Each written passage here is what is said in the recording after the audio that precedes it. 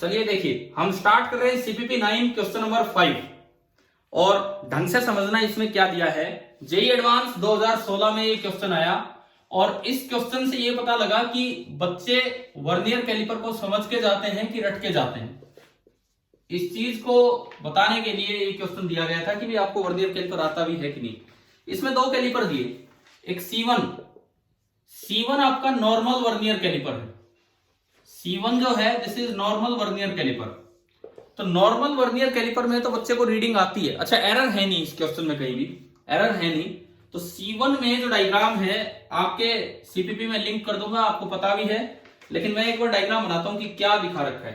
C1 में ऊपर तो मेन स्केल है और नीचे sliding scale vernier scale. C1 की रीडिंग है यहां 2 सेंटीमीटर वाला। अच्छा, इन्होंने ऊपर ही दे दिया, क्वेश्चन में दिया है कि दोनों C1 और C2 में मेन स्केल पे 1 सेंटीमीटर को 10 डिविजन्स में बांटा गया है। यानी कि एक मेन स्केल रीडिंग कितनी होगी, एक मेन स्केल डिवीजन की 1 सेंटीमीटर को 10 हिस्सों में बांट दिया, तो एक मेन स्केल डिवीजन की लेंथ कितनी होगी इसमें 0.1 सेंटीमीटर। उसके बाद देखो दूसरे में भी यही एक मेन स्केल रीडिंग, अब वो बाद में बात करेंगे, पहले C1 की बात करते हैं। C1 has vernier scale of C1 has 10 equal division that correspond to 9 main scale division। C1 में 10 VSD बराबर 9 MSD, यही तो होता था हमारा नॉर्मल स्केल, इसीलिए मैंने लिखा है नॉर्मल वर्नियर कैलिपर। यानी कि 1 VSD बराबर 0.9 MSD, और अगर आप MSD से मल्टीप्लाई करेंगे तो 1 VSD is equal to 0.09 centimetre. 1 VSD is equal to 0.09 centimetre. ये आपका आ गया, ये तो नॉर्मल स्केल है हमारा। अब एक बार आप रीडिंग देखो इसमें कैसे रीडिंग ली जाती है, सिखाया हुआ है मैंने आपको। 1 2 3, थोड़े छोटे बनाता हूं ताकि ये पूरा होगा तक। 1 2 3 4 और 5, ये 2.5, 6 7 8 9 और ये 10, ये 3 सेंटीमीटर है। अब इसमें जो रीडिंग दिखाई गई है, हमें जिस तरह की रीडिंग इस क्वेश्चन में दिखाई गई है वो 3 से 4 तक जाना है, तो मैं इसको 3 बोलता हूं, इसको 4 बोलता हूं और इससे इधर कुछ रीडिंग और बना लेता हूं। 1 2 3 4 5 6 7 8 9 और 10, ये आपका है 2 सेंटीमीटर। C1 की रीडिंग वो है जो हम पहले पढ़ चुके हैं, ये मेन स्केल है ऊपर वाला, नीचे दिखाया गया है वर्नियर स्केल जो हम अक्सर ब्लू कलर से बनाते रहते हैं। और वर्नियर स्केल का दे रखा है कि जो जीरो लाइन है, मैं आपके डायग्राम आप देख सकते हैं आपके असाइनमेंट में, जो जीरो लाइन है वो 2.8 के बाद स्टार्ट हो रही है। 2.8 के बाद यहां से वर्नियर की जीरो लाइन स्टार्ट हुई है। फर्स्ट लाइन यहां कहीं बीच में है, ऐसा है। सेकेंड लाइन भी यहां कहीं है, मैं लिख देता हूं, वो इसमें लिखा नहीं होता है सेकेंड लाइन। थर्ड लाइन भी कोइंसाइड नहीं कर रही है, थर्ड लाइन। फोर्थ लाइन भी कोइंसाइड नहीं कर रही है, इधर ही है फोर्थ लाइन। फिफ्थ लाइन भी कोइंसाइड नहीं कर रही है, this is fifth line. Sixth line भी कोइंसाइड नहीं कर रही है, दिस इज सिक्स्थ लाइन। लेकिन जो सेवंथ लाइन है, जो इसकी वर्नियर स्केल की जो सेवंथ लाइन है वो कोइंसाइड कर रही है। मतलब ये बीच का मैं अगर हटाऊं तो इसमें जो काम की चीज है वो मैं आपको दिखाता हूं। एक तो जीरो लाइन वर्नियर स्केल की कहां है वो दिखा दिया, और एक जो इसकी सेवंथ लाइन है वो यहां कोइंसाइड कर रही है। सेवंथ लाइन, जीरो लाइन यहां है और सेवंथ लाइन कोइंसाइड कर रही है। एरर का कहीं जिक्र दिया नहीं है। तो आप ये बताओ इसकी इस रीडिंग की ये जो लेंथ मेजर की गई है, मेन स्केल रीडिंग कितनी है, यहां से देख के बताओ मेन स्केल रीडिंग कितनी है, तो कितना कंप्लीट हो रही है 2.8। मतलब जो भी आप लेंथ मेजर कर रहे हो 2.8 सेंटीमीटर से बड़ी है। वर्नियर स्केल रीडिंग कैसे लिखते थे कि कौन सा कोइंसाइड कर रहा है इनटू लीस्ट काउंट, तो कौन सा कोइंसाइड कर रहा है 7 और इनटू लीस्ट काउंट 0.01 सेंटीमीटर, तो ये आपका आया 0.07 सेंटीमीटर। तो पहले स्केल की रीडिंग तो आ गई 2.87 सेंटीमीटर। मैं मान के चलूं कि ये तो सबसे हो गया था पहला वाला, लेकिन अब ऑप्शंस देखोगे तो ए, बी और सी तीनों ऑप्शंस में पहली रीडिंग 2.87 है, तो डी तो रिजेक्ट हो गया, लेकिन पहले तीन में सब क्या होगा उसके लिए बड़ा ध्यान से आपको C2 समझना होगा, और वो है अबनॉर्मल वर्नियर कैलिपर। थोड़ा अलग जो आईआईटी ने सोच के क्वेश्चन बना के दिया, C2 ये नॉर्मल वर्नियर कैलिपर नहीं है, this is abnormal vernier calliper. मैं एक बार फिर से पूछता हूं, किस बच्चे की इसकी रीडिंग एग्जैक्ट आ गई, जो आंसर है दैट इज 2.83, इसकी रीडिंग किस किस से हो गया है ये सेकंड वाला C2 एग्जैक्ट 2.83 आई। चलो ठीक है देखते हैं, आप इधर समझते हैं। सेकंड का मैं डायग्राम बनाऊं, सेकंड वर्नियर स्केल में भी एक एमएसडी उतना ही है, 0.1 सेंटीमीटर। ये शुरू में लिखा हुआ है कि 1 सेंटीमीटर के 10 हिस्से कर रखे हैं। सेकंड वर्नियर स्केल में भी ये एक एमएसडी उतना ही है, 0.1 सेंटीमीटर। अच्छा, उसके बाद देखो सेकंड का डायग्राम ऐसा है, ये मेन स्केल, ये इसका मेन स्केल है 2, 1 2 3 4 5 6 7 8 9 10, ये 3 सेंटीमीटर, ये 2 सेंटीमीटर। उसके बाद 1 2 3 4 5 6 7 8 9 एंड दिस इज 10, ये 4 सेंटीमीटर। ये तो हो गया मेन स्केल। अब जो इसका वर्नियर स्केल दिखाया गया है, जो भी इसका वर्नियर स्केल दिखाया गया है वो किस तरह का दिखाया गया है, सुनो। इसकी जीरो लाइन भी 2.8 के बाद स्टार्ट हो रही है, यहां इसकी जीरो लाइन भी, वर्नियर की लाइन जीरो लाइन यहां स्टार्ट हो रही है, और साथ में इसमें जो कोइंसाइड कर रही है 7th लाइन ही कोइंसाइड कर रही है शायद, हाँ जी 7th लाइन ही कोइंसाइड कर रही है इसके साथ, 7th लाइन इसके साथ कोइंसाइड कर रही है, ये दिखा रखा है जो हम इसमें पढ़ रहे हैं। 7th लाइन कोइंसाइड कर रही है इस लाइन के साथ। अच्छा, लेकिन इस वर्नियर कैलिपर के बारे में एक थोड़ा अलग क्या दिया हुआ है, इसमें लिखा है ऊपर क्वेश्चन में कि the vernier scale of other calliper C2 has 10 equal division, इस पे टोटल 10 डिवीजन है, that corresponds to 11 main scale division. तो ये देखो बहुत अलग कर दिया इसने, 10 VSD बराबर 11 MSD, 10 VSD बराबर 11 MSD। नॉर्मली तो 9 होता था, लेकिन इसमें 11 दे दिया, यानी कि 1 VSD is equal to 1.1 MSD, और 1 MSD इतना है तो 1 VSD that is equal to 0.11 centimetre. मैंने इसको मल्टीप्लाई किया 0.1 को, तो मेरे पास 1 MSD आ गया और मेरे पास 1 VSD आ गया। अब मैं इस स्केल में रीडिंग कैसे बताऊं कि भाई ये इतना खुला हुआ है और मेन स्केल का जीरो यहां है, दोनों जीरो के बीच की जो लेंथ है वो हमें मेजर करनी होती है, दोनों जीरो के बीच की जो लेंथ है वो हमें मेजर करनी होती है। तो ये तो श्योर है कि ये लेंथ 2.8 से थोड़ी ज्यादा है, this length is 2.8 centimetre plus x। अब वो वर्नियर स्केल रीडिंग कैसे लें, 2.8 सेंटीमीटर प्लस x, ये x कैसे लें ये हमें देखना है, ये x। अब मैं आपको मौका देता हूं, कोई भी बच्चा मुझे समझाए कि ये आगे मैं x कैसे देखूं। जिन्होंने अभी हाँ भरी थी उनका नाम बताएंगे मुझे, कौन बोल रहे थे कि हाँ जी हुआ है, एक बार नाम बताओ, कोई बात नहीं। पूजा अब ये बताओ, इसके बाद आप कैसे गए आगे, x कैसे निकाला आपने? भाई कोइंसाइड तो 7th कर रहे हैं, अगर आप पुराने तरीके से देखें तो 7 इंटू लीस्ट काउंट हो तो एक अलग ही बात होगी। अब कैसे निकालें इसमें?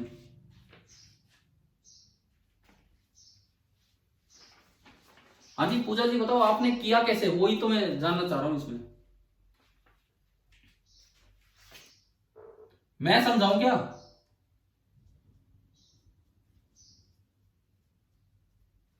नहीं, इधर देखो, क्यों ये किसने बता दिया भाई, ये कौन सा लॉजिक आया कि 10 में से घटा देंगे?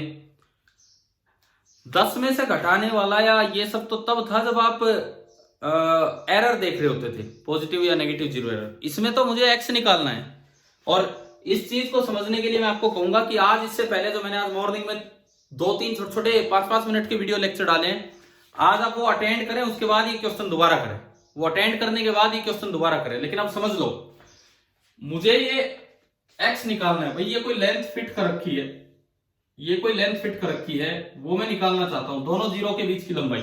तो ये वाली जीरो 2.8 से थोड़ा आगे है, तो 2.8 प्लस एक्स। अब अगर नॉर्मल वर्नियर कैलिपर होता तो सेवंथ लाइन कोइंसाइड कर रही है, 7 इंटू लीस्ट काउंट यानी कि 0.07 और रीडिंग आ जाती है 2.87।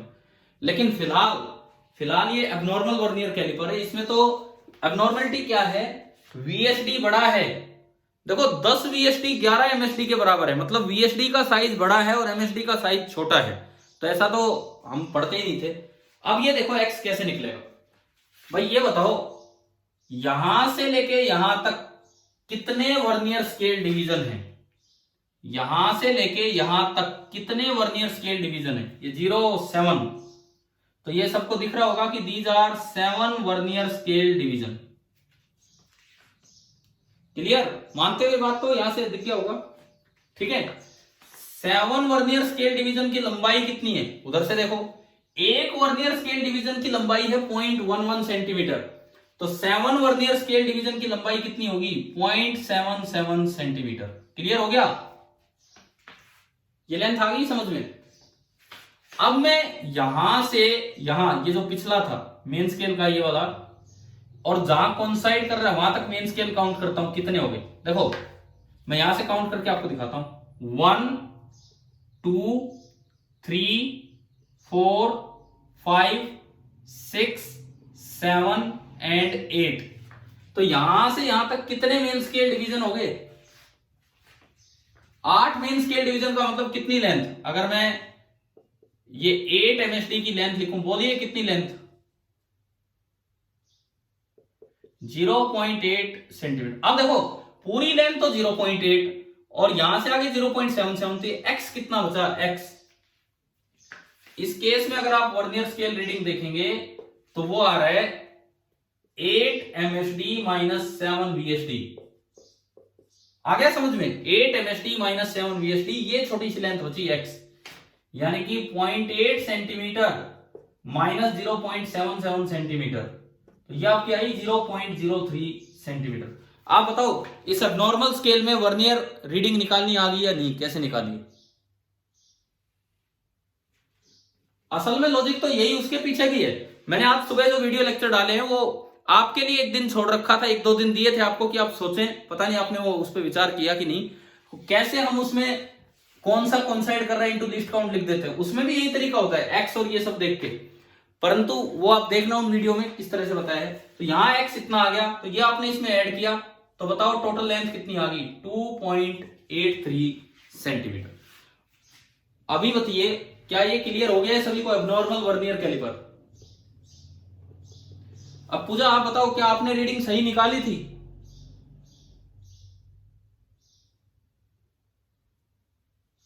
ऐसे निकाली थी या कोई और मेथड में, वही पूछना चाह रहा हूं। वैसे कैसे, तो वही तो मैं जानना चाह रहा हूं, हमें भी पता लगे ना, कोई और डायरेक्ट मेथड हो तो इसका। वैसे कैसे एक बार आप बताओ, अगर उसमें कुछ गलती होगी तो फिर मैं बताऊंगा कहां गलती है। देखो अगर नहीं बता रहे तो कोई बात नहीं, बाकी सभी बच्चे ध्यान से सुने, ये बेसिक मेथड है, इसी से जाएं। और वो जो था कि कौन सा कॉन्साइड कर रहा है इनटू लीस्ट काउंट, वो तो तभी है जब 10 वीएसडी बराबर 9 एमएसडी हो।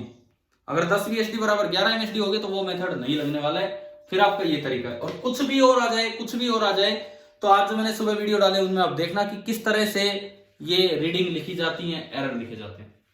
तो मैं मान के चलूं वर्नियर कैलिपर आ गया समझ में, ठीक है। स्क्रू गोज बिल्कुल सेम है, स्क्रू गोज बिल्कुल ही सेम है। अगले सीपीपी में मैं उस पर क्वेश्चन डाल दूंगा। कल तो मैंने सीपीपी नहीं, आपके लिए शीट ही दी थी आपको पूरी, कि भाई आगे तक टेस्ट तक ये हो जाएगा। इसके बाद देखो ये आपका हो गया question number 5। Then question number 4। कल एक बच्चा आप में से कोई मतलब मैसेज कर रहे थे मेरे पास, मैं बिजी था, मैं यही कहता रहा यार थोड़ी देर में, तो पता नहीं वो 4th ही पूछ रहे थे कि आप ही कर रहे थे क्या। अच्छा तो ठीक है, तो इसीलिए अब बता देता हूं। क्वेश्चन नंबर 4 देख लीजिए। Least count of vernier calliper is 0.01 centimetre. इन्होंने पहले ही दे दिया कि लीस्ट काउंट है 0.01 सेंटीमीटर। उसके बाद ये लिखता है when the two jaw of the instrument touch each other, जब भी जॉ को टच कराया जाएगा, क्या ये रीडिंग ले रहे हैं या ये एरर देख रहे हैं? एरर देख रहे हैं।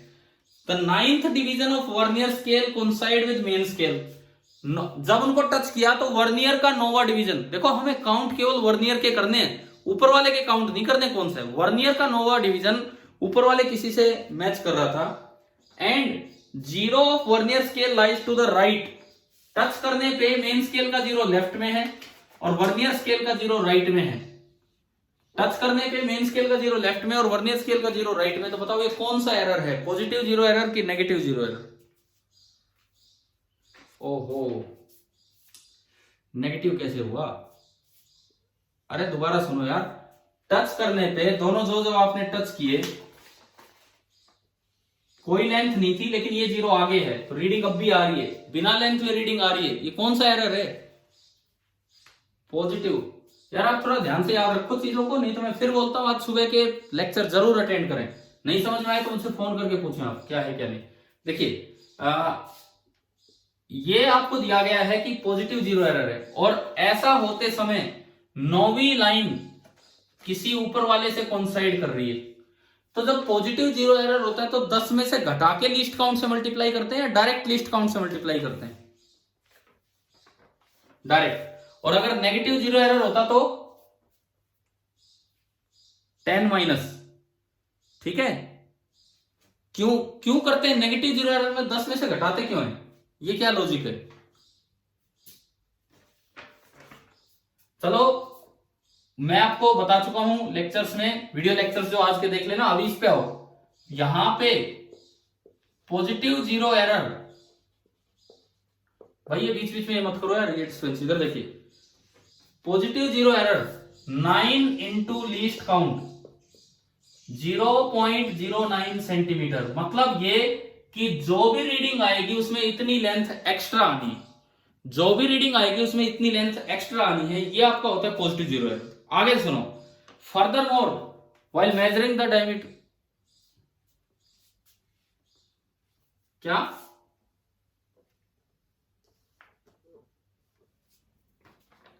चलो कोई नहीं, अब मैंने स्टार्ट कर दिया तो मैं बता ही देता हूं, जरा सा ही बचा है। अब जब रीडिंग करने लगे, यहां डायमीटर डाला, एक स्फीयर डाला, उसका डायमीटर देखने लगे तो ये पाया कि जो जीरो वर्नियर मार्क का है वो 2.4 और 2.5 के बीच में चला गया। मेन स्केल का ये 2.4 है और मेन स्केल का ये 2.5 है, और ये इस तरह से आ गया। तो ये जो डायमीटर है ये 2.4 से तो ज्यादा है और 2.5 से कम है। तो मेन स्केल रीडिंग आपकी आ गई 2.4 सेंटीमीटर। मेन स्केल रीडिंग आ गई 2.4 सेंटीमीटर। और एंड सिक्स्थ डिवीजन कोइंसाइड कर रहा है मेन स्केल से, तो वर्नियर स्केल रीडिंग आपकी होगी 6 इंटू लीस्ट काउंट, क्योंकि तो नॉर्मल कैलिपर है, यानी कि 0.06 सेंटीमीटर। तो मेजर्ड वैल्यू कितनी आई? दोनों को आपने ऐड किया, मेजर्ड वैल्यू आई 2.46 सेंटीमीटर। अब पॉजिटिव जीरो एरर है तो नेगेटिव जीरो करेक्शन होगी, तो आपको ये घटाना होगा 0.09, तो आपका आंसर आ गया 2.37 सेंटीमीटर। हाँ भाई, फोर्थ क्वेश्चन सभी को क्लियर है?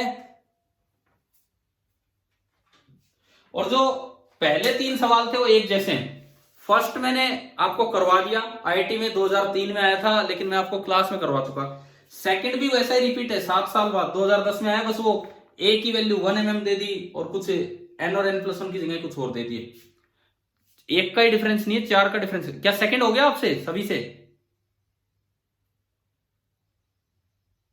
सेकंड और थर्ड दोनों का आंसर डी है। क्या किसी भी सिंगल स्टूडेंट को भी अगर पूछना तो अभी बताओ।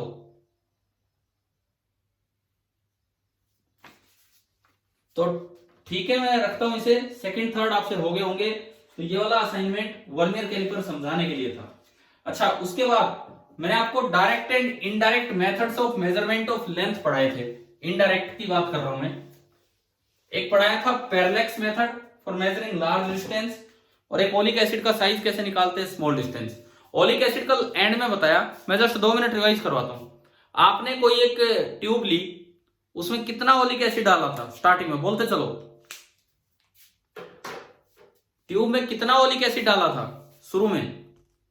1 सेंटीमीटर क्यूब। कितना एल्कोहल डाला? 19, ताकि वो पूरा 1/20 कंसेंट्रेशन का बन जाए। फिर उस सॉल्यूशन का 1 सेंटीमीटर क्यूब अगले कंटेनर में डाला, अगली ट्यूब में, इस सॉल्यूशन का 1 सेंटीमीटर क्यूब तो इसमें डाल दिया, फिर कितना अल्कोहल डाल दिया उसमें 19। वो पूरा जब मिक्स किया तो उसमें ओलिक एसिड की कंसंट्रेशन कितनी होगी थी 1/400। हाँ, कि 1 सेंटीमीटर क्यूब अगर उसका लोगे तो 1/400 सेंटीमीटर क्यूब ओलिक एसिड होगा। फिर हमने क्या किया, एक ट्रे ली, लार्ज ट्रे, थोड़ी ओपन एरिया की, उसमें पानी लिया, पानी के ऊपर कौन सा पाउडर छिड़का था ताकि हम मेजर कर सके ढंग से। लाइकोपोडियम पाउडर का कोई और पर्पज नहीं था, इतना सा पर्पज था कि हमें वो ट्रांसपेरेंट चीज जो डालेंगे वो दिख जाए अलग से कि भाई कितने में वो फैली है। समझ गए हो ना, पानी को नजर नहीं आती ढंग से।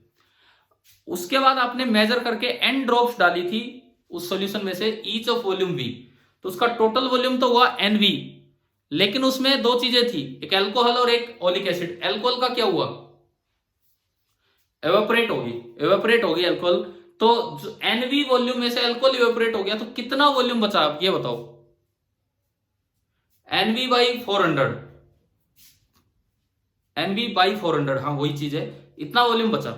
उसने एक सर्कुलर सी स्ट्रिप बना ली होगी, सिलिंड्रिकल सी, उसका डायमीटर देखा तो वहां से उसका एरिया आ गया, डायमीटर देख के तो उसका एरिया आ गया, और थिकनेस, उसकी जो थिकनेस होगी वही एक मॉलिक्यूल की थिकनेस है, क्योंकि वो मोनोमोलिकुलर लेयर बन जाती है।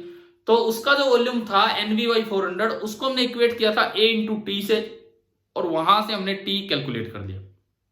ये तो आपका मेथड था मेजरमेंट ऑफ स्मॉल डिस्टेंस का इनडायरेक्ट मेथड। अच्छा, लार्ज डिस्टेंस के लिए मैंने पढ़ाया था पैरेलैक्स मेथड, ध्यान है वो। देखो कोई प्लेनेट है, हमसे दूर है, हम उसका साइज निकालना चाहते हैं, तो सबसे पहली चीज, या कोई भी प्लेनेट छोड़ो यार, कुतुब मीनार का मैंने एग्जांपल लिया था, प्लेनेट तो बहुत दूर की बात होगी, कुतुब मीनार का एग्जांपल लिया, हम उसका साइज निकालना चाहते हैं। आप एक जगह से ऑब्जर्व करेंगे, फिर दूसरी जगह चले जाएंगे, वहां से दोनों ऑब्जर्वेशन पॉइंट्स के बीच की डिस्टेंस को क्या बोलते थे, बेसिस। उसको हमने बी से रिप्रेजेंट किया था। उस सामने वाले ऑब्जेक्ट की दूरी हमसे कैपिटल डी से रिप्रेजेंट की, उसने एंगल कितना बनाया वो थीटा देख लिया। क्या रिलेशन था बी, डी और थीटा में, हाँ, जो बी होगा, B that will be D into theta, तो डी आ गया था b/थीटा। यहां थीटा रेडियन में रखना होता है, क्लियर यहां तक। फिर उसके बाद अगर आपको सामने वाली चीज का डिस्टेंस पता लगने के बाद उसका साइज ही पता करना है, तो उसके लिए आप एक ऑब्जर्वेटरी पे खड़े हो जाओ, एक लैब में, और वहां से टेलीस्कोप से उसके दोनों एंड्स देखो, दोनों एंड्स देखेंगे, डी आप पहले पता लगा चुके हैं, और अब उसने एंगल बना रखा था अल्फा, तो अब उसका डायमीटर कितना होगा, जो ऑब्जेक्ट आप देख रहे थे, स्मॉल डी बोला था हमने, हाँ, कैपिटल डी इंटू अल्फा, और कैपिटल डी आपके पास पहले आ ही चुका था। तो क्या आपको दोनों मेथड क्लियर हो गए ना मेजरमेंट के? पहले direct method, vernier calliper, screw gauge, हमें लगता है हमने काफी डिटेल में पढ़ लिए। फिर indirect method, parallax method and oleic acid वाला छोटा वाला। क्लियर है चारों चीजें? ठीक है, मैं आपके अगले सीपीपी में आपको स्क्रू गेज पे कुछ क्वेश्चंस दूंगा, ताकि कुछ प्रैक्टिस आप उनकी भी करें। बाकी वीडियो लेक्चर जरूर देख लेना। अच्छा, इसके बाद मैं आता हूं सोल्ड एग्जांपल्स पे। जो सोल्ड एग्जांपल्स आपको दिए थे, सोल्ड एग्जांपल्स 1 से लेके 5 तक, आज कर लिए क्या वो ट्राई?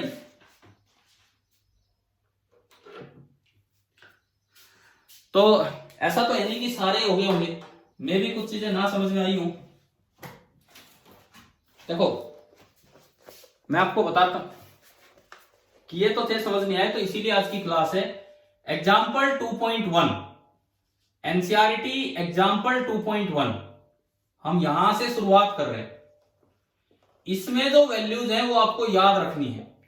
ये हमें ये बताता है, ये एग्जाम्पल हमें ये बताता है कि अगर 1 डिग्री एंगल हो तो उसमें कितने रेडियन होते हैं। 1 डिग्री में nearly 1.745 into 10⁻⁻² radian, 1.745 into 10⁻⁻² radian. कैसे आया ये आया कैसे कि 1 डिग्री में इतने रेडियन? देखो कैसे आया, सुनिए। 180 degree is equal to pi radian, so 1 degree is equal to pi upon 180 radian. Pi होता है 22/7। एक दिन एक बच्चा पूछ रहा था, बोला सर 1 पाई वो होता है, 1 पाई ये होता है, सारे पाई एक ही होते हैं, 22/7 ही। तो ये होगा जब आप इसको सोल्व करेंगे, तो ऊपर 100 से मल्टीप्लाई कर लो और 10⁻² लगा दो, और नीचे 7 इंटू 180, जब इस फैक्टर को सोल्व करते हैं तो ये आता है, तो 1 degree is equal to 1.745 into 10⁻²⁰ radian. ये बताइए ये सभी को समझ में आया कि नहीं आया? अगली चीज इसके बाद सुनिए, नेक्स्ट है 1 मिनट ऑफ एन आर्क या 1 आर्क मिनट, इसको ऐसा सिंबल देते हैं, दिस इज 1 डिग्री अपॉन 60, क्योंकि 1 डिग्री में 60 मिनट होते हैं। और जब आप इसको 60 से डिवाइड करोगे तो आपकी बुक में दिया है कि आपको याद रखना है कि ये हो जाता है 2.91 इंटू 10⁻⁴ रेडियन। अगर 1 मिनट में आपको रेडियन लिखने हो तो इतने हो जाते हैं। और तीसरा 1 सेकेंड, ये 1 आर्क सेकेंड भी बोल सकते हैं। 1 आर्क सेकेंड का मतलब होता है 1 मिनट अपॉन 60। 1 डिग्री एंगल का 60वां हिस्सा 1 मिनट होता है, 1 मिनट एंगल का 60वां हिस्सा 1 सेकंड होता है। ये टाइम की यूनिट नहीं, एंगल की यूनिट है, आर्क सेकंड आर्क मिनट। और जब आप इसको 60 से डिवाइड करोगे 2.91 इंटू 10⁻⁴ को, तो ये आता है 4.85 इंटू 10⁻⁻6 रेडियन। भाई ये क्वेश्चन इसलिए है कि आप ये 3 वैल्यू याद करें। अगर आप अपनी कॉपी नोट्स बना रहे हो, आप कॉपी बना रहे हो फिजिक्स की, तो उसमें अलग से 3 वैल्यूज लिख लेना कि भाई ये वैल्यू है और ये हमें याद रखनी है। 1 डिग्री इतने रेडियन, 1 मिनट इतना रेडियन एंड 1 सेकेंड इतना रेडियन। पहला सवाल हो गया 2.1। अब देखो 2.2 भी एक अच्छा क्वेश्चन है, 2.2 भी एक अच्छा क्वेश्चन है। और मुझे लगता है कि नहीं समझ में आया होगा, देखते ही नहीं समझ में आया होगा कि ये क्या कर रखा है, क्या दिया है। समझिए अब इस चीज को। आपने कभी चंदा मामा देखा है शाम को? तो एक बात बताओ, एक जैसे कल भी मैं शाम को हमारी छत पे ही घूम रहा था, कल की बात है ये, हमारी छत पे ही घूम रहा था, तो मेरी बेटी है, छोटी है 3 साल की, तो वो कहती कि पापा देखो ये चंदा मामा मेरे साथ साथ जा रहा है। बोले मैं रुकती हूँ जब रुक जाता है। मतलब ये उसकी स्टेटमेंट थी कल शाम की, जो आज हम यूज भी कर रहे होंगे। क्या ऐसा होता है कि आप चलते तो आपको चंदा मामा साथ साथ चलता दिखता है? अरे कौन कौन कह रहे हैं नो सर? आप आज शाम को ही देख लेना, आप रुकेंगे आपको चांद रुका हुआ दिखेगा, आप चलेंगे आपके साथ साथ, बिल्कुल आपके साथ साथ चलेगा। आप यहां से, मैं कनीना में हूं, कनीना से रेवाड़ी चले जाओ, क्या चंदा मामा कनीना में रह जाएगा? है वहां भी तो दिखता है, वहां भी तो दिखता है। मतलब हमारे साथ साथ वो चलता रहता है। तो इसका क्या मतलब है? इसका ये मतलब है कि अगर आप किसी डिस्टेंट ऑब्जेक्ट को देखते हैं, डिस्टेंट ऑब्जेक्ट को, मैं आपको बता रहा था कि लास्ट ईयर जब मैं स्कूल में चीज पढ़ा रहा था, तो ये चीज बताने के लिए मैंने वहां से टिब्बे दिख रहे थे, पहाड़ दिख रहे थे स्कूल से, आरपीएस स्कूल से। तो एक पोल लगा हुआ था, एक बच्चे को मैंने खड़ा किया, क्लास के एक एंड से दूसरे एंड तक चलाया और उसको ये दिखाया कि ये जो पोल है उसको साथ साथ चलते हुए दिख रहा है। उसको ये लगता ही नहीं कि ये पोल साइड में हो गया। तो वही चीज चांद के केस में भी आपको दिखती है। नहीं तो आज शाम को ट्राई कर लेना कुछ भी दूर की चीज इस तरह से। तो जो डिस्टेंट ऑब्जेक्ट होता है ना, डिस्टेंट ऑब्जेक्ट कुछ भी होगा, बहुत दूर है, आप यहां खड़े हो, आप ऑब्जर्वर हो, आप यहां हो तो आपको डिस्टेंट ऑब्जेक्ट यहां दिखेगा। आप कुछ चल के आगे, ये बेसिस है बी, ये है डिस्टेंट ऑब्जेक्ट, ये डिस्टेंट ऑब्जेक्ट है। आप चल के आगे तो आपको ये भी बिल्कुल साथ साथ दिखेगा, इसका एंगल चेंज नहीं होगा। क्या इस बात से एग्री करते हैं कि नहीं? अभी आप देखिए एग्जाम्पल 2.2 एक बहुत अच्छा एग्जाम्पल है, समझिए। A man wishes to estimate the distance of a nearby tower from him. एक कोई नियर बाई टावर था, ये मैन है, यहां कोई टावर है टी, नियर बाई टावर है, और ये कह रहा है कि इसकी डिस्टेंस वो मेजर करना चाहता है कुछ भी। आपकी बुक के डायग्राम के अकॉर्डिंग ये ए है और ये सी है, तो मैं ए सी मेजर करना चाहता हूं। मैंने इसको कैपिटल डी बोल दिया, मैं ए सी मेजर करना चाहता हूं। तो तरीका ये था कि एक ऑब्जर्वेटरी लो, दूसरी ऑब्जर्वेटरी लो, दोनों के बीच का डिस्टेंस देखो, एंगल देखो, और फिर पैरेलैक्स मेथड लगा दो। अब इन्होंने एंगल देखने का एक नया तरीका बताया। क्या? He stands at a point A, वो आदमी एक ए पॉइंट पे खड़ा हो गया, in front of the tower C tower के बिल्कुल सामने, and spots a very distant object O in the line with AC. ये कह रहा है एसी की लाइन में मैंने एक बहुत दूर एक ऑब्जेक्ट ले लिया। देखो तरीका सुनो, शाम को आपने देखा होगा जो सूरज है वो भी हॉरिजॉन्टल आ जाता है, सन, भाई दिन में तो ऊपर रहता है, शाम को सन हमें हॉरिजॉन्टल दिखता है रेड रेड कलर में, ठीक है। अब मान लो आप कुतुब मीनार, आप दिल्ली में घूम रहे हैं, आप कुतुब मीनार की डिस्टेंस अपने से देखना चाहते हैं, वो एक नियर बाई टावर है, आप इस तरह खड़े होगे, एक लाइन में खड़े होगे कि यहां तो कुतुब मीनार है और उसके बिल्कुल पीछे सन है। ऐसा तो मैं अरेंजमेंट कर ही सकता हूं, मैं इस तरह खड़ा हो गया कि कुतुब मीनार ने सन को कवर कर रखा है, हॉरिजॉन्टली सन है और सन बिल्कुल पीछे। क्या ये समझ में आ रहा है, ये क्या क्या मैंने समझाया? तो ये सन है, ये ऑब्जर्वर है और ये कुतुब मीनार है, ये इस तरह से खड़ा हो गया। अब एक बात बताओ, अगर ये चलेगा, अगर ये चलेगा तो क्योंकि ये तो नियर बाई था, पास ही था, तो आपको ये तो पीछे जाता हुआ दिखेगा। क्या ऐसा थोड़ी है मैं दिल्ली से रेवाड़ी पहुंच गया कुतुब मीनार दिखता ही रहता है, ऐसा होता है? नहीं होता। लेकिन आप दिल्ली से रेवाड़ी पहुंच जाओ, सन आपको दिखता रहेगा, ठीक है ना, सन तो रहेगा ही हमारे साथ। तो होगा क्या, अब ये ऑब्जर्वर थोड़ा मूव करके गया, कुतुब मीनार चलती हुई नहीं दिखेगी लेकिन सन साथ साथ चलते हुए दिखेगा और सन इस तरह से आ जाएगा। तो ये एक नया तरीका है पैरेलैक्स एंगल निकालने का। क्या इन्होंने लिखा कि he stands at a point A in front of the tower, A point पे खड़ा हो गया टावर के सामने, and spots a very distance O in line with AC, बहुत दूर एक ऑब्जेक्ट O को इसकी लाइन में ले लिया। he then walks perpendicular to AC up to B, अब ये perpendicular to AC इधर चल के गया B तक। कितना चल के गया, इन्होंने लिखा है 100 मीटर, 100 मीटर, यानी कि जो बेसिस है, बेसिस आपको दे दिया 100 metre. And looks at O एंड C अगेन, उसने O और C को दोबारा देखा। क्या O अब भी सीधा नजर आएगा कि नहीं, बताओ? क्या O अभी भी सीधा नजर आएगा? ठीक है, लेकिन जो C है वो थोड़ा साइड में नजर आएगा। ये लिखता है BO is practically the same as AO, ये कह रहा है O उसको अब भी वही दिखेगा, लेकिन he finds the line of C shifted from the original line of sight by an angle theta। ये पैरेलैक्स एंगल दे दिया इन्होंने कि ये जो C को देखने की लाइन थी वो O को देखने की लाइन से शिफ्ट हो गई है, और थीटा कितना है, 40 डिग्री। क्या अभी ये क्वेश्चन का मतलब समझ में आ रहा है, क्या बताना चाह रहे थे हमें? ठीक है, अब देखो, अगर ये 40 तो ये भी 40, अल्टरनेट इंटीरियर एंगल, ठीक है। अब आप उस तरह से देखिए, ऑब्जर्वेशन जो कलम बनाते थे, length of arc is equal to radius of arc into central angle in radian. Length of arc है ये basis B, radius of arc होता था डी इंटू थीटा। असल में ये बहुत बड़ा बन गया, 100 मीटर थोड़ा सा ही होगा, इसके कंपैरिजन में 100 मीटर थोड़ा सा ही होगा, इसलिए हमें ये अलग से दिख रहा है, थोड़ा सा ऊपर बनाना था। तो यहां से आपका डी आया बी अपॉन थीटा। आप बताएं क्या कल वाला काम समझ में आ गया है कि नहीं, कैसे ये लगाना था? और एक थोड़ा सा ध्यान क्या रखना है कि थीटा, अब इसमें tan 40 डिग्री, अच्छा इन्होंने tan थीटा लगाया है, इन्होंने इसमें यूज किया है tan थीटा। कारण क्या है, सुनो, इसके सॉल्यूशन में ये अगर छोटा एंगल होता, ये आप थोड़ा ध्यान रखना अब इस क्वेश्चन में, अगर ये किसी एग्जाम में क्वेश्चन आएगा तो वहां एंगल छोटा दिया होगा, 40 डिग्री नहीं, सपोज कीजिए 4 डिग्री है, 4 डिग्री अगर है तो आप ये लगा देंगे और यहां से ये आ जाएगा बी तो है 100 मीटर अपॉन 4 डिग्री, डिग्री नहीं, आपको थीटा किसमें पुट करना होता है, थीटा किसमें पुट करना होता है?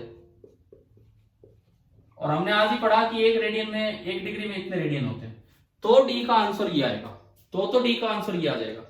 लेकिन अगर एंगल थोड़ा बड़ा है तो आप इसे आर्क की तरह ना देख के ट्रिग्नोमेट्री का यूज करें। क्या ये केस आ गया समझ में? पहला केस 4 डिग्री अगर ये होता तो कैसे सोल्व होता? अब क्वेश्चन में दिया है 40 डिग्री, थोड़ा बड़ा दे दिया। अब 40 डिग्री अगर बड़ा एंगल है तो आप इसको आर्क की तरह नहीं देख सकते, क्योंकि ये लंबाई ज्यादा है और ये लंबाई कम है, जबकि हम तो दोनों को रेडियस मानते थे। तो यहां पे आपको ट्रिग्नोमेट्री का यूज करना पड़ेगा कि tan 40 degree is equal to perpendicular basis 100 metre upon base ये d, तो आपका d आया 100 मीटर अपॉन tan 40 डिग्री। अब अगर ये सवाल आता है तो क्वेश्चन में अलग से आपको tan 40 की वो वैल्यू देगा, क्योंकि हमारे पास कोई तरीका नहीं है tan 40 की वैल्यू निकालने का। tan 45 डिग्री 1 होता है तो tan 40 1 से छोटा होगा। अब इन्होंने तो अपने सॉल्यूशन में 0.8391 उसकी वैल्यू यूज कर ली, 0.8391 उसकी वैल्यू यूज कर ली, परंतु आपके एग्जाम में क्वेश्चन आएगा तो हो सकता है 40 की जगह वो 45 डिग्री कर दे। क्या tan 45 हमें याद होता है? tan 45 डिग्री 1, हाँ। तो इस तरह से आप सोल्व कर लेते हैं। अब ये बताओ स्मॉल एंगल के लिए भी और लार्ज एंगल के लिए भी, क्या ये क्वेश्चन समझ में आ गया? इसमें पता है बड़ी बड़ी दिक्कत ये होती है कि ये एंगल कैसे निकाला ये समझ में नहीं आता। लोग यही नहीं, मतलब बच्चे यही नहीं समझ पाते कि ये क्या हो रहा है कि आप दूर गए जब भी वो लाइन में ही है। तो शायद ये चंदा मामा वाली बात से क्लियर हो गया होगा। आगे देखते हैं सॉल्व एग्जांपल नंबर 2.3। देखो आज का मेन मैं डिस्कशन ही करवा रहा हूं, आप ढंग से देखते चले। एग्जाम्पल 2.3 पे हम हैं।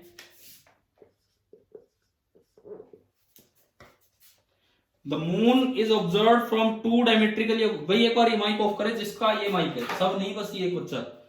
The moon is observe from two diametrically opposite points A and B on earth. अरे ये तो देखो ये अर्थ है, अर्थ एक गोला है, अर्थ एक गोला है, इसके दो डायमेट्रिकली अपोजिट पॉइंट से मून को ऑब्जर्व किया जा रहा है। This is moon. मून को अर्थ के दो डायमेट्रिकली अपोजिट पॉइंट से ऑब्जर्व किया जा रहा है। मतलब अर्थ के दो डायमेट्रिकली अपोजिट पॉइंट्स, इसमें देखो अर्थ का डायमीटर बनाओ पहले, अर्थ का डायमीटर बनाए पहले और फिर इसके दो डायमेट्रिकली अपोजिट पॉइंट्स। ये अर्थ का डायमीटर है, तो ये अर्थ के दो डायमेट्रिकली अपोजिट पॉइंट, एक ऑब्जर्वेटरी ए और एक ऑब्जर्वेटरी बी। एक बार मून को इधर से ऑब्जर्व किया और एक बार मून को उधर से ऑब्जर्व किया। क्या लाइन समझ में आ रही? आधी बार तो बच्चे लाइन ही नहीं समझ पाते क्या क्या लिखा हुआ है। The angle theta suspended at the moon by the two directions of observation. एक बार आपने मून को यहां से ऑब्जर्व किया और एक बार आपने मून को यहां से ऑब्जर्व किया। इन दोनों के बीच का जो एंगल थीटा है, थीटा इज 1 डिग्री 54 मिनट, ये दिया गया है। Given the diameter of earth to be about, earth का जो डायमीटर है 1.276 इंटू 10⁻17 मीटर, अर्थ का डायमीटर ये है। Compute the distance of moon from earth. अगर आप डायग्राम बना पाए जब तक क्वेश्चन बड़ा आसान हो गया। अब बताओ ये डिस्टेंस निकाल दोगे?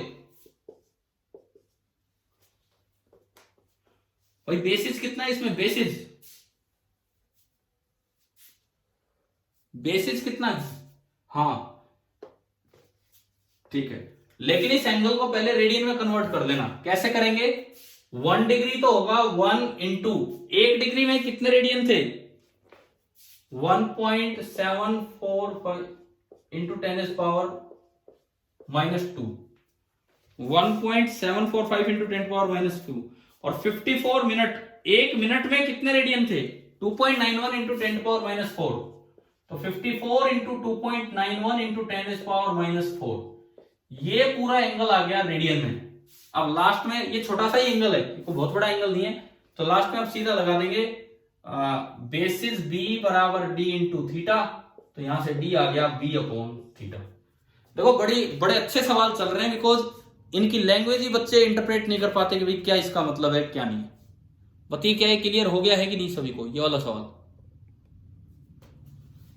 ठीक है। 2.4 मैं आपको पांचों करवा रहा हूं, ध्यान से समझते चले आप।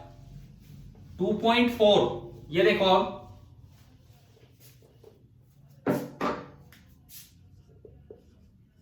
टू 2.4 देखिए। The sun's angular diameter is measured to be 1920 second. Sun का जो एंगुलर डायमीटर है, सन का जो एंगुलर डायमीटर का क्या मतलब है कि आपने कहीं से डायमीटर मेजर किया उसका एंगल। एंगुलर डायमीटर का मतलब है कि आपने कहीं से डायमीटर ऑफ सन मेजर किया तो उसका जो एंगल कहीं बन रहा होगा वो, इसको हम अल्फा बोलते थे, अल्फा साइज निकालने वाला एंगल। 1920 आर्क सेकंड, डबल ये टिक लगा रखा है, डबल डैश। तो एक आर्क सेकंड में कितने रेडियन थे? 4.85 इंटू 10⁻⁻6। तो ये एंगल हो गया इंटू 4.85 इंटू 10⁻⁻6 रेडियन। आप एक बात बताओ कि आपको ये समझ में आ रहा है पहला क्वेश्चन कितना इंपॉर्टेंट था, बार बार वो एंगल रेडियन में कन्वर्ट करने के लिए। तो ये हमारा आया, अल्फा आ गया। अच्छा, उसके बाद distance T of sun from earth is 1.496 into 10⁻11, 1.496 into 10⁻11 metre. What is the diameter of sun? ये आपको निकालना है। ये कैपिटल डी दिया हुआ। ये बताओ, ये जो बाद में पढ़ा था वो काम है या पहला काम है? हमने जब कल पैरेलैक्स मेथड किया उसमें बाद वाला काम है। यार देखो, इन क्वेश्चंस में कंफ्यूजन ये है, बच्चा लास्ट तक भी डायग्राम नहीं बना पाता है। वो या तो कभी उल्टे पुल्टे करके फॉर्मूले लगा देता है और उससे गलत हो जाते हैं, या फिर ये कन्वर्जन याद नहीं रहता है। तो अब तो इसमें दिख ही गया, डायग्राम बनते तो नजर आई गए कि D diameter this is equal to capital D into alpha. वो आपको यही पहचानना है, थीटा दिया है कि अल्फा दिया है, स्मॉल डी दिया है कि कैपिटल डी दिया है, ये सारी चीजें आपको पहचाननी होती है। चलिए, ये आपका हो गया क्वेश्चन नंबर 4। अब मैं आता हूं 5th पे। भाई आप लोग थोड़ी ईमानदारी बरतें, ये कोई टेस्ट नहीं हो रहा है, लेकिन आप घर पे पढ़ाई करें। आप 11:30 आप फ्री हो लेते हो, शायद आपका रोज ही आजकल यही शेड्यूल चल रहा है, 11:30 के बाद आपकी कोई क्लास है भी नहीं। तो भाई आज तो आप 3-4 घंटे लगाओगे फिजिक्स में, और फिर मैं तैयार हूं आपके साथ। हम थ्रू ग्रुप कनेक्टिविटी रखेंगे और छोटे छोटे वीडियो अगर जरूरत पड़ी तो डालते रहेंगे, ताकि समझे हम इस चीज को। अभी हम एग्जाम्पल नंबर 5 पे आते हैं, 2.5। ये देखिए आप, ये भी एक अच्छा सवाल है। किसी ने ट्राई किया था ये 5वां सवाल, ओलिक एसिड के बाद दिया हुआ। ये हो गया, समझ में आ गया? नहीं हुआ? देखो देखो, तो अब सुनो। If the size of a molecule in the range of 10 to the power -15 to 10 to the power -14 metre, ये कहते हैं एक न्यूक्लियस का जो साइज होता है, मैं पहले प्रैक्टिकल साइज की बात करता हूं। एक कोई एटम है, उसके अंदर एक बहुत छोटा सा न्यूक्लियस होता है, एक एटम के अंदर एक बहुत छोटा सा न्यूक्लियस होता है, और ये कहता है कि जो एटम ना, जो न्यूक्लियस है उसका साइज होता है 10 to the power -15 to 10 to the power -14 metre. अब 10 to the power -15 मान लो, न्यूक्लियस का रेडियस में आर लिख रहा हूं, तो आर आपका nearly 10 to the power -15 metre. इसे 1 फर्मी मीटर भी बोल देते हैं, 1 फर्मी मीटर ये होता है। It's scaled up to the tip of a sharp pin, what रफली is the size of an atom. पहले मैं एक्चुअल इसकी बात करूं, जो होता है साइज ऑफ एटम, मैं इसको स्मॉल आर बोल रहा हूं और इसको कैपिटल आर। तो न्यूक्लियस का साइज तो ये होता है, और एटम का साइज आपको पता होना चाहिए, थोड़ा केमिस्ट्री में आप 9th-10th में भी पढ़ के आए होते हैं कि एक एटम का साइज एंगस्ट्रॉम में होता है। ये तो होता है 1 फर्मी मीटर, और ये होता है 1 एंगस्ट्रॉम। क्या ये सुने हैं क्या ये सिंबल्स? ठीक है। जो नॉर्मल साइज होता है वो ये होता है, नॉर्मल साइज होता है वो ये होता है। अब ये कह रहा है कि अगर मैं इसे स्केल्ड अप कर दूं, स्केल्ड अप का मतलब है मैं इसे एक माइक्रोस्कोप से देखूं जो छोटे को बड़ा करके दिखाए। अगर मैं इसे माइक्रोस्कोप से देखूं और मुझे न्यूक्लियस इतना बड़ा नजर आ रहा है जितना एक पिन का साइज होता है, और लास्ट में लिखता है पिन का साइज लगभग 10 की पावर -5 मीटर होता है। मैंने क्या किया, मैंने इसको विजुअलाइज किया थ्रू अ माइक्रोस्कोप। मैं एक माइक्रोस्कोप से इसे देखने लगा, मैं इधर साइड से देख रहा हूं इसे एक माइक्रोस्कोप से। ये नजर आ रहा है कि क्या बना रहा हूं मैं? माइक्रोस्कोप से हम इसे देखने लगे तो जो न्यूक्लियस है वो लगभग इतना बड़ा नजर आ गया जैसे एक पिन की टिप होती है। पिन, एक पिन जैसे कील सुई, उसकी जो टिप होती है हमें दिख तो जाती है अपनी नेकेड आई से, दिख तो जाती है, छोटी होती है लेकिन दिख जाती है। उसका साइज होता है 10 की पावर -5 मीटर। तो ये पूछ रहा है कि एटम कितना बड़ा नजर आएगा, एटम का रेडियस कितना होगा। तो देखो, इसको बड़ा कर दो, इसको बड़ा कर दो, और जो न्यूक्लियस है, जब आपने माइक्रोस्कोप से देखा, न्यूक्लियस का जो साइज है, नया साइज r डैश है, और r डैश 10 की पावर -5 मीटर दिया गया है। तो इन्होंने पूछा है कि जो एटम होगा उसका रेडियस कितना होगा, कैपिटल R डैश कितना होगा। पहले तो ये बताइए, सवाल समझ में आ गया है कि नहीं, क्या है? एक बार देखो, ये क्लियर करो, उसके बाद ही तो आगे बढ़ेंगे। कि अगर मैं इस नॉर्मल एटम को एक ऐसे माइक्रोस्कोप से देख सकूं जिससे वो दिख जाए, और उससे न्यूक्लियस का साइज इतना बड़ा नजर आ गया, तो एटम का साइज कितना बड़ा नजर आएगा, वो है। तो मान लो सारी चीजें n टाइम्स बड़ी होगी एक माइक्रोस्कोप से देखने पे, let every size magnifies n times. मान लीजिए कि हर एक साइज n टाइम्स मैग्निफाई हो गया, every size magnifies n times, हर एक साइज n टाइम्स मैग्निफाई हो गया है। तो इसका ये मतलब है, इसका ये मतलब है कि जो r डैश होगा this will be n times r, and capital R dash होगा this will be n times capital R। आप बताओ, ये इक्वेशन समझ में आई क्या, कैसे बनाई है हमने? तो आप इनका रेशियो ले लो, रेशियो लेते ही are dash by are dash is equal to small R by capital R. इसमें सारी वैल्यू पुट करते ही आर डैश आ जाएगा। स्मॉल आर डैश नया साइज कितना है न्यूक्लियस का, स्मॉल आर डैश नया साइज कितना है न्यूक्लियस का, मैं यहां लिख देता हूं, इस इक्वेशन को यहां यूज करता हूं। तो ये आपका आया 10⁻⁻5 मीटर अपॉन आर डैश, यह हमें निकालना है is equal to small R 10⁻⁻15 और कैपिटल आर 10⁻⁻10। यहां से क्रॉस मल्टीप्लाई करके अगर आप आर डैश निकालेंगे तो यह आएगा 10⁻⁵ metre into 10⁻⁻10 metre upon 10⁻⁻15 metre. Metre से मीटर गया और आप देख सकते हो ऊपर भी पावर जुड़ के 10⁻⁻15 ही बनेगा। तो जो आर डैश आएगा वो नियरली 1 मीटर हो जाएगा। अभी बताओ ये स्केलिंग अप वाला तरीका समझ में आया कि नहीं। अब आप ये समझो भाई 500 एनसीईआरटी के क्वेश्चन बहुत अच्छे थे, इस कॉन्सेप्ट को समझाने के लिए 500 क्वेश्चन बहुत अच्छे थे। क्या क्लियर हो गए? हर एक में नई नई बात हमने सीखी है। अब इसके बाद सुनिए, पहले तो मुझे एक बार टाइम बताओगे, मेरे पास वॉच नहीं है, कितनी देर और बची है? 5 मिनट हो रहे हैं। तो मेरी बात सुनो, एनसीईआरटी बुक है कुछ बच्चों के पास अभी?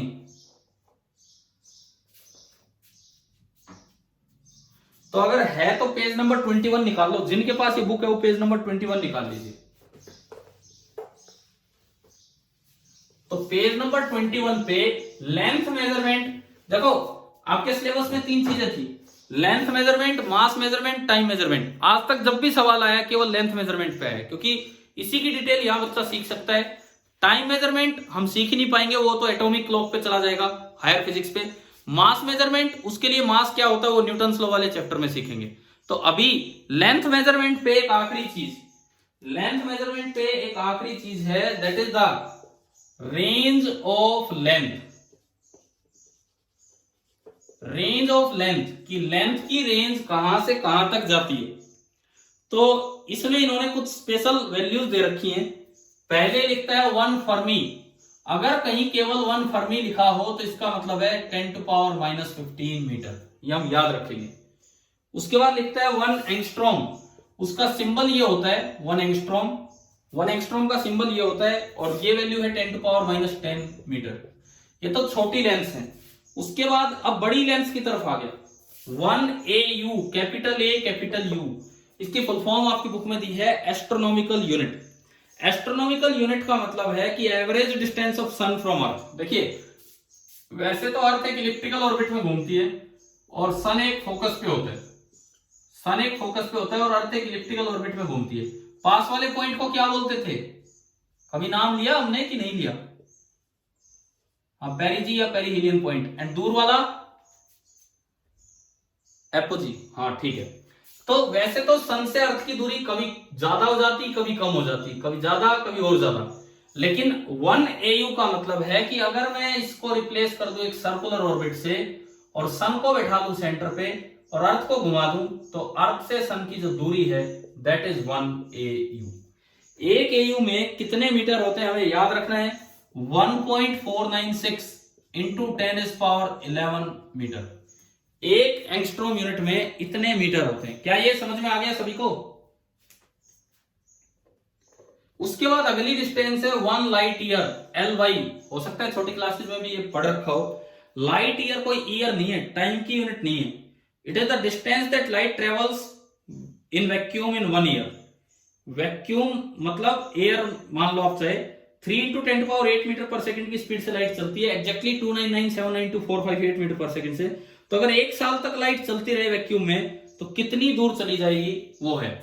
और ये हमें याद रखना है 9.46 इंटू 10⁻15 मीटर। ये एक लाइट ईयर की वैल्यू होती है। देखो 1 AU का मतलब distance between sun and earth, एक लाइट ईयर का मतलब distance travelled by light in vacuum in 1 year, और वो इतना होता है। याद करनी है ये वैल्यूज भी। और एक आखिरी यूनिट पारसेक, एक आखिरी यूनिट है पारसेक। पारसेक तो इसका सिंबल है, इसकी फुल फॉर्म होती है पैरालैक्टिक सेकंड।